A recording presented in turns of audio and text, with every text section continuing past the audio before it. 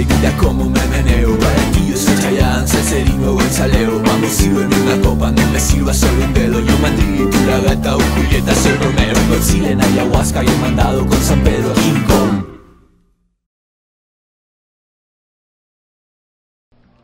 Welcome to Hispanos in Canada. I'm Anna, and in today's episode we will discover 5 different stories going from arts to business. Let's take a look. In today's show, we discover ConSecuencias, a collective of Toronto-based artists who offers workshops for youth. We are then Here to Hear, a play specially made for kids to discover how we can create music.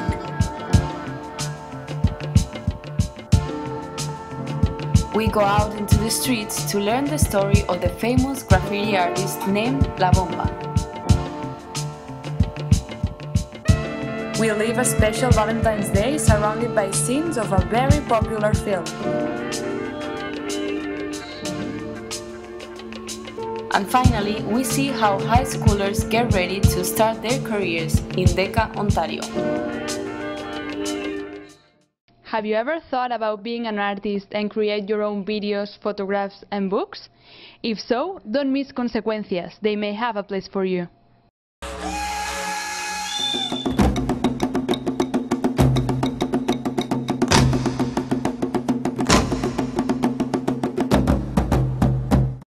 ConSecuencias is a collective of artists, of Latin American artists that live in Toronto, and together we aim at creating spaces for Latin American youth to talk about identity and to explore issues of identity, of our reconstructions, of the deconstructions of what we leave behind and what we have to recreate here in the city of Toronto, and we do it through the arts. Y lo que buscamos siempre es dar herramientas de comunicación, pero también profesionalización. ¿Okay? Cuando hacemos los talleres, a veces en Latinoamérica las necesidades son distintas. Cuando llegamos a Toronto nos damos cuenta que la comunidad latina tiene uno de los más altos niveles de deserción escolar. Entonces, los talleres por un lado son comunícate y mira con una mirada crítica los medios, pero también por otro lado es aprende una herramienta con la que puedas luego trabajar.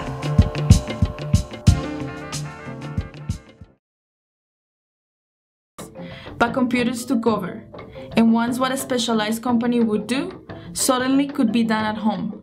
His business went bankrupt. From losing power, you could go to dark places. You can go down to the bottom. Even though you know the light still exists, it's hard to get out. I started as a participant and I participated in the animation workshop. At the time, I was looking to create more art. I was coming from community arts. I was part of different community arts organizations, and I felt the need to go back to school. And then I had this conversation with Alex, and she's like, "Oh, you should come to the animation workshop and create a piece that will help you apply to school, because you need a portfolio to start school." Soy latino, señor Green. Mi piel tiene el color de la canela y huele a nuestra tierra. No todas mis acciones van unidas a problemas. Soy latinoamericano, señor gringo. Cuando hacemos un libro, por ejemplo, que es este que está acá, el libro se hizo completamente con el grupo. Entonces, los participantes aprenden cómo hacer una fotografía, pero también cómo hacer un libro. Entonces luego pueden trabajar con esto. Al principio no me sentía muy segura porque era la primera vez que lo hacía, pero siempre, pues, la manera en la que ellas siempre creen en uno y lo apoyan y lo empujan fue muy bonito. Y entonces me empecé a explorar como artista, descubrí que puedo tomar fotos, puedo expresarme a través de la cámara, y pues ese primer proyecto que fue el de fotografía en el que yo estuve fue más que todo como mi manera de mostrar cómo me estaba sintiendo yo como recién llegada a Canadá y cómo yo veía toda la ciudad. It was out of the blue how this happened, and it was actually very interesting because I'm applying for post-secondary right now. I'm applying to Ryerson and OCAD. So yes, they did give me the confidence to be like, yes, I can do art. I am capable of doing this high quality of art, which I can use for my portfolio, and just, you know, I'm just proud of it. So it was a really amazing experience, and they don't only help you in your art, but they also help you, I think, beyond that. They're there with you emotionally throughout the whole process, and I think it was like it was amazing.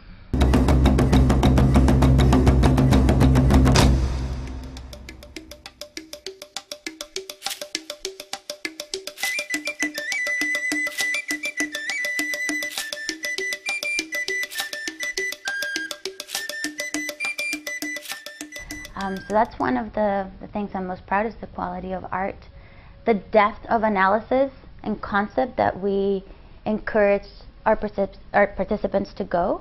We really challenge them and push them and push them and push them.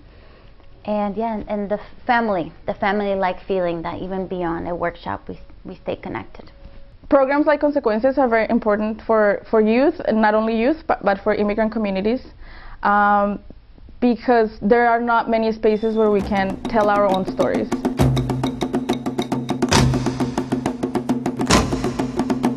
Muy importante, los talleres nuestros son gratuitos y nosotros les pagamos a los participantes. Económicamente solo nos apoyan los cónsules de las artes canadienses. No hemos encontrado ningún apoyo en la misma comunidad latina, así que pues aprovecho que sea un llamado para eso.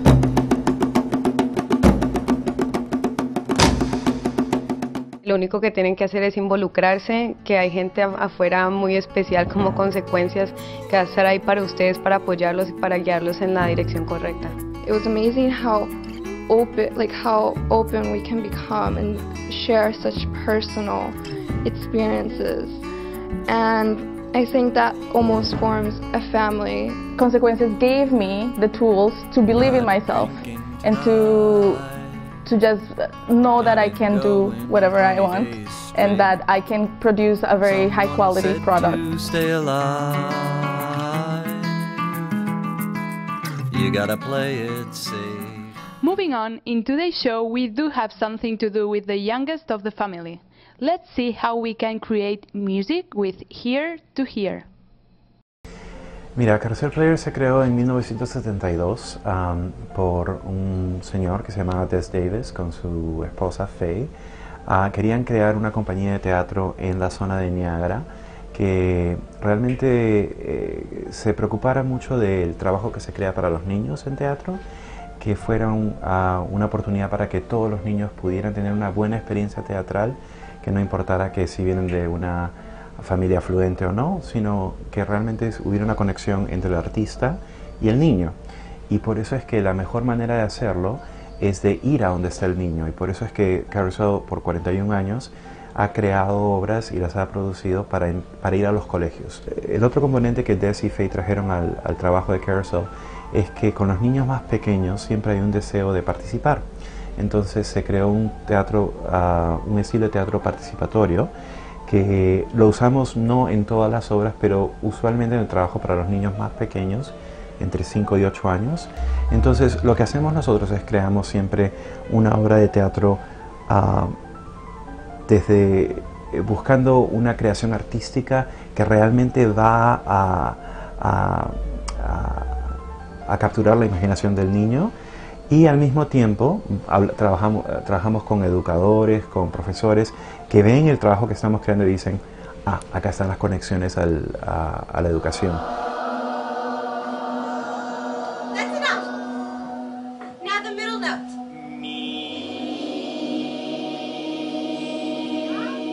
That's good. And now the top note. Coming right up.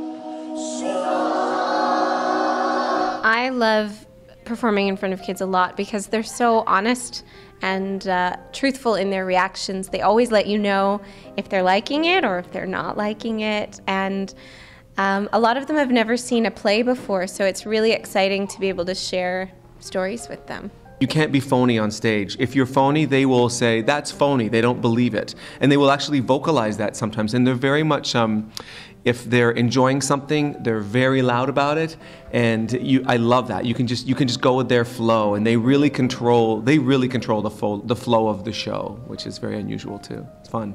All right, you asked for it, Mandikins. Must I go back? Dad, not that one. You know how it gets to me. You leave me no choice. I think this story that we're telling is really important because it's one of different forms of art and different tastes, and trying to relay the message that all different kinds of art and all different kinds of music and even all different kinds of theater are wonderful. Un poco lo que tenemos es a dos personajes. Tenemos a el padre, que es un cantante de ópera tradicional que ha venido a presentar un concierto, y su hija, que es la que se encarga de todos los arreglos técnicos, los parlantes, el equipo, pero que explora un tipo de música distinta. A ella le gusta crear música con sonidos que encuentra, va para juntando sonidos y los mezcla y los repite. Entonces no tienen la misma idea, la misma definición de lo que es la música. Es este tercer personaje, alguien dijo que es como un pequeño duende, ¿no?, que los obliga de una manera u otra a tener que tocar música juntos.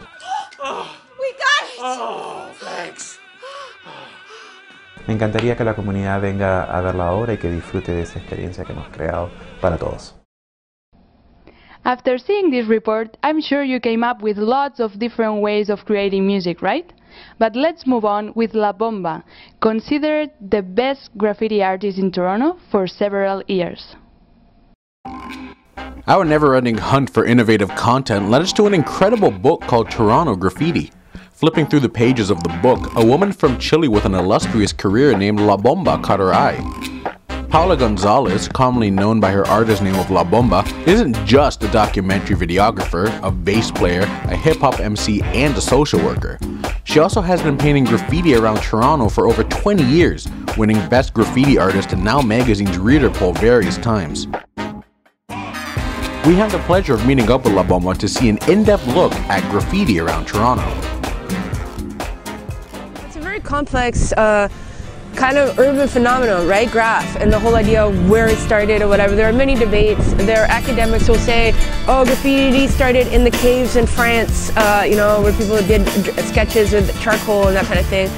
Other people will say graffiti started after World War II, when a lot of the soldiers that were flying fighter planes would paint their names underneath the planes. Another person could say graffiti started, you know, late 60s, early 70s in the South Bronx, you know, in the Latino and African American communities where there was so much poverty. You look at Manhattan, Manhattan is rich. People are eating, they're caking, right? And you're in the South Bronx and blown out buildings and abandoned lots. You want to express yourself, right? So some people will say, yes, graffiti started there. In my case, I'm Latin American. I also come from a very rich and dense cultural history of muralism, right? Many countries in Latin America, and actually in Europe as well, you know, grow up with what you see on a daily sort of basis. The visuals that you would see out there are actual murals, you know? In North America, we've grown up with a lot of publicity and advertising. That's our main thing that we'd see outside, like, you know? But in Latin America, muralism is a historic art form that's not only beautiful for people to look at, it's inclusive, it includes everyday people on the wall, and it represents the diversity that was happening all throughout, from Mexico all the way south.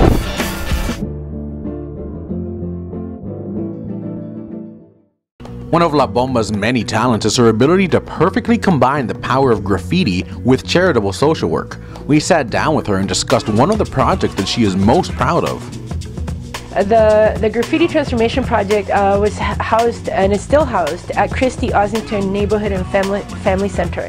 And the initial thing came together with the Hispanic Development Council, Christie Ossington Neighborhood and Family Center, and myself as the lead artist to do a program that would employ youth from the community, give them a start up in the arts, eradicate some of the crappy graph that was on the walls, the tags and stuff like that, and also create a sense of community unity, because at the time, this was around 96, 97 when we did this, there was just a lot of beef that was happening over at Christie Pitts Park. There was like a lot of violence that was happening onto Latino youth, what do you think we should do? And I was like, yo, we should all paint murals together because it works, man. You gotta work in a team, right?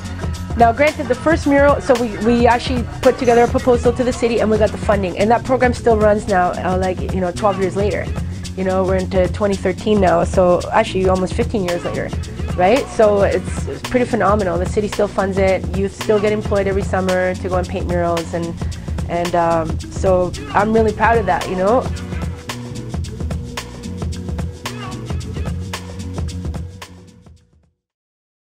This is your brand. There are a lot of people out there who say they can help you grow. They put the spotlight on you with sponsored tweets. But those never last long. They use stealthy tactics that upset consumers once they're exposed. Contests and promos make you look cool, but what happens after they end? Then there's us. We know social media isn't about shouting to many. It's about listening to one. We know how to make your content sweeter.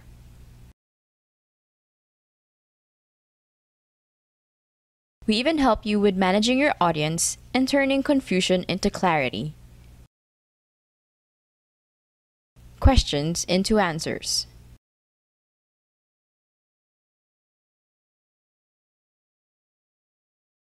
We are the Beehive. We help you grow.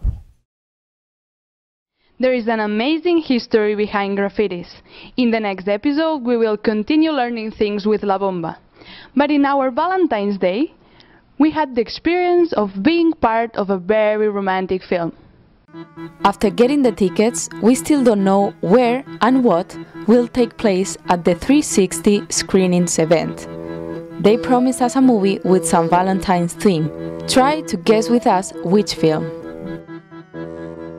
24 hours before the screening, we finally get an email with our first clues. The event will take place at the Artscape Witchwood Barns. We have to bring grocery bags for the farmer's market and a few pennies for the statue. We have to wear an article of red clothing. And we have to bring a French dictionary. Any idea about what is going on? Us either. Once we get there, a magical and cinematic environment surrounds us. It's been a lot of fun kind of exploring and trying to figure out sometimes who the actors are or people from the scene. We still don't know what to expect, so just kind of going with the flow, I guess. I have no clue what's going on. It's our first year here and a lot of weird French people walking around, so. It's very lively and very in keeping with the spirit of the movie. I think it's great. I mean, they've coordinated it nicely. Everyone's in red. I'm excited. I like it. It's fun. Different. I've never seen anything like it before.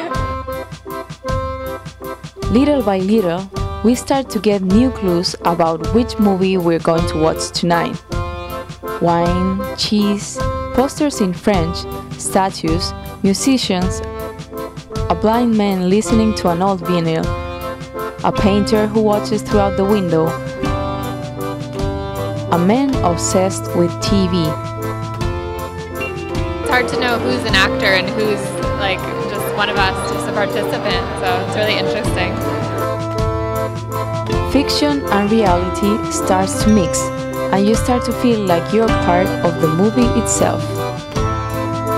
Well, I am at the metro, so I come here every day because I am blind now. In my last few years, I've come on hard times, but my daughter, she takes care of me, and yes, I spend my day here with Edith Piaf, who I love, who reminds me of my mother. I am here to teach French to the people in the city that I hear do not know French very well. Finally, we can talk with the organizers of 360 screenings, who explains us how this magical adventure started. We took inspiration from a number of different theatrical and film events throughout the UK and New York, and we combined them and really looked at how we can make the passive act of going to the theater or going to see a film and sitting in a dark space as immersive and as unique as possible by taking characters and taking set design and props and themes out of the film that we're recreating in the space and bringing them to life in a Toronto heritage venue. A big part of the mandate is to really immerse our participants as much as possible, so we thought, why not make it 360 degrees? When we choose a film, we always try and pick 3 things about the film. So we look at recognizable characters, the universe, and how easily we can recreate the universe of the film and the themes of the film. And after all the mystery and people wondering what's the movie, Ratatouille. Something French. Midnight in Paris. they announced the film of the night, Amélie, this French tale perfect to celebrate Valentine's Day. And we step into the film.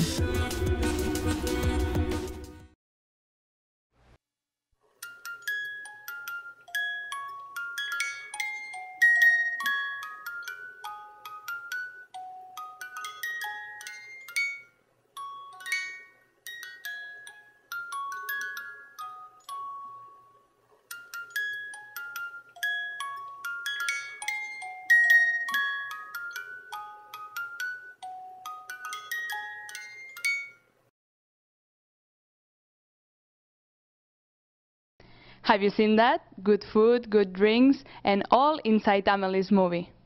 We have reached our last report for today's show, and we took our best suits to visit DECA Ontario, the Marketing and Business High Schoolers competition.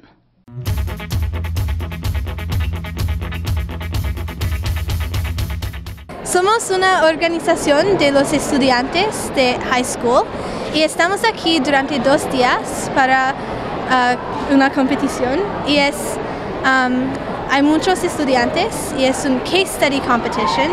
Entonces los estudiantes tienen solamente 10 o 30 minutos para prepararse para hacer una presentación. Es como una entrevista y es muy interesante, aprendimos mucho y es muy divertido. I think it definitely gives people exposure into the world of business. It kind of gives you an opportunity to try things out and see what you like in business. It gets people active in business. It lets people know if they want to do business. Because a lot of people, like we're both in grade 12, and we have all ideas what we want to do. And if you want to go in business, you probably want to try it out, right? And DECA is really a way where you're kind of put in a pretend business position. And then if you like DECA, then maybe you're going to like that job in the future.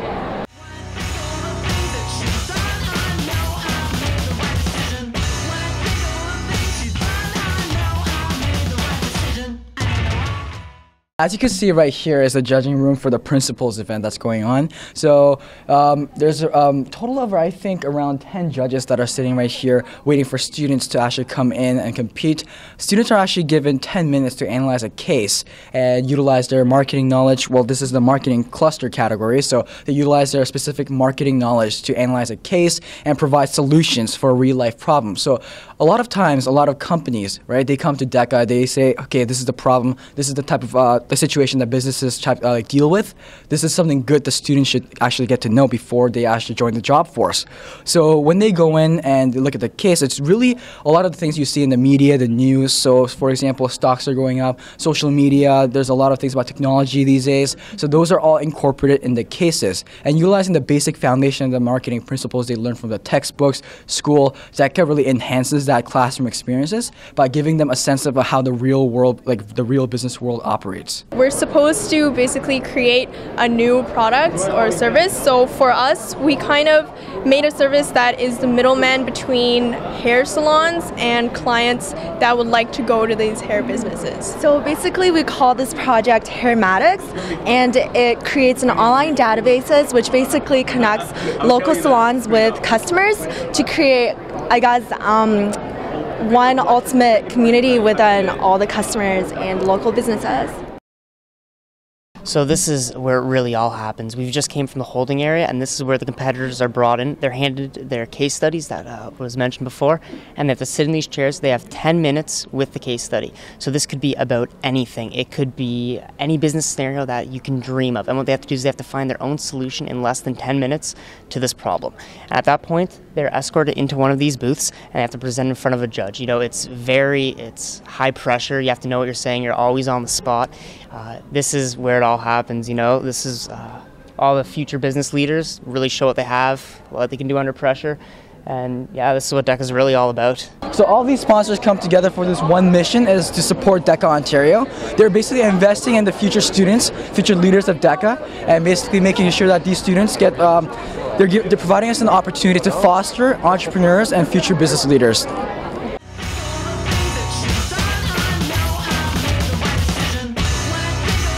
Yeah, I would absolutely recommend it to everyone. If nothing else, it really builds on your skills in terms of confidence. It can help you with anything from like job interviews, and if you do decide to go into business, it definitely gives exposure into that. And that's all for today's show. I hope you had fun. Don't forget to follow us on Facebook, Twitter, and in our website www.hispanosencanada.ca. I see you soon.